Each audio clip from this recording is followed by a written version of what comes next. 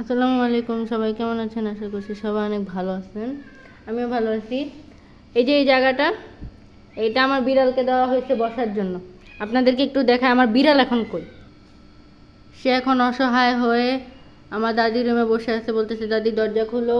এই মুরগির জ্বালায় আমি এখানে থাকতে পারতেছি না, মানে এই মুরগি আমাকে মিনিটে মিনিটে মারতেছে। হ্যাঁ, এখন কথা হয়েছে কি, এই যে মুরগি, ইনি এমন একজন সদস্য যাকে আমার ঘরের ম্যাক্সিমাম সদস্য ভয় পায়। ইভেন কি আমার ঘরের মুরব্বীরাও তাকে ভয় পায়, আমার আমার ছোটো বোনও তাকে ভয় পায়, আমার আম্মুও তাকে ভয় পায়, মাঝে মাঝে তো আমার দাদিও তাকে ভয় পায়, মানে আমিও ভয় পাই। ইনি অনেক কি বলবো দাপট নিয়ে চলাফেরা করেন।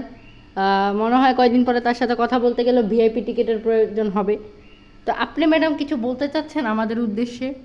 তার চোখের দৃষ্টি ধ্বংস করে দিছে সবাইকে, দেখলেন? ম্যাডাম, আসলে আপনি কি রেগে আছেন?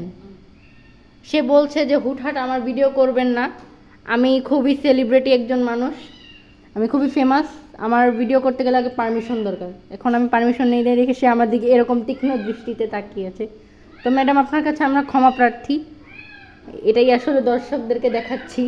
ওই দিক দিয়ে ওয়াও ওয়াও শুনতেছেন, সেটা হয়েছে আমার কি বলবো, আমি আবার সদ্য খালা হয়েছি, মানে আমার মিনুর আবার বেবি হয়েছে, সেই বেবিগুলা বলতেছে আজাইরা বক বক না করতে ক্যামেরাটা যেন অফ করে দিচ্ছ। আসসালামু আলাইকুম।